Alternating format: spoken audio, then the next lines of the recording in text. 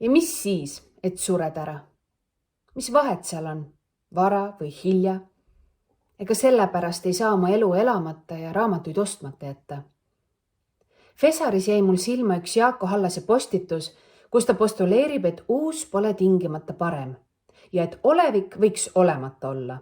Ja kõik kirjanduse, kunsti, muusika ja nõnda edasi saavutused on ammu ära olnud ja loodud enne meie aega. Mul korra kihvatas selle peale. Peaaegu juba oleks käsi tõusnud mingit kommentaari lisama. Aga ei, ma juba ammu ei kommenteeri midagi. Lasin niisama mööda. Mis kasu sest on?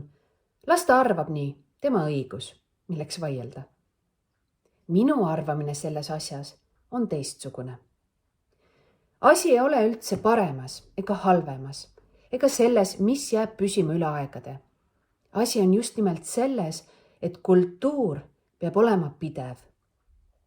Isegi kui siin 3 aasta või 3 kuu pärast keegi enam ei loe, oli see raamat üks lüli katkematusprotsessis.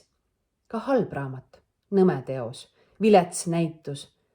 Ometi oli selle viletsa näituse avamisel ennast kohale vedanud punt kunstniku tuttavaid ja muid huvilisi. See on hoomamatu võrgustik, mida kultuuri abil luuakse. Sotsiaalne, mentaalne, aineline, mis iganes. Ta peab kogu aeg voogama, olema. Ei saa ju ette kujutada riiki, kus ühel päeval enam keegi ei kirjutaks luuletusi, ei maaliks pilte ega laulaks ühtegi laulu. Kunstilt kogu aeg mingeid ülimaid kvaliteete oodata on rumal. Ta lihtsalt on, peab olema, nagu söömine, magamine, muud tavalised asjad.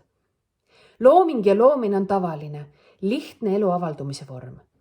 Ja mis siis, kui seda kehva näitust või keskpärast raamatut aasta pärast keegi ei mäleta? Korraks oli tore, vähemalt pundil inimestel, kes ennast ühte kohta kokku ajasid, et kultuurselt koos olla. Niisama nagu kaovad majad ja kohad ja raamaturiiulid ja inimesed, nii kaovad unustuse hõlma ka raamatud, mida need inimesed lugesid ja pildid, mis neil esikus rippusid ja teatritükid ja vanad ajakirjad. Ega siis sellepärast ei oleks nad pidanud olemata olema. Vahel ma mõtlen, mille pagana pärast ma nii selgesti pean mäletama kadunud asju. Aga siis kuidagi taipan, et ma ei mäleta ju kadunut.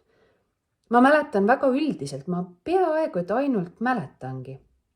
Näiteks, kui ma siit Muhust linna sõidan, siis muutub see koht kohe mälestuseks.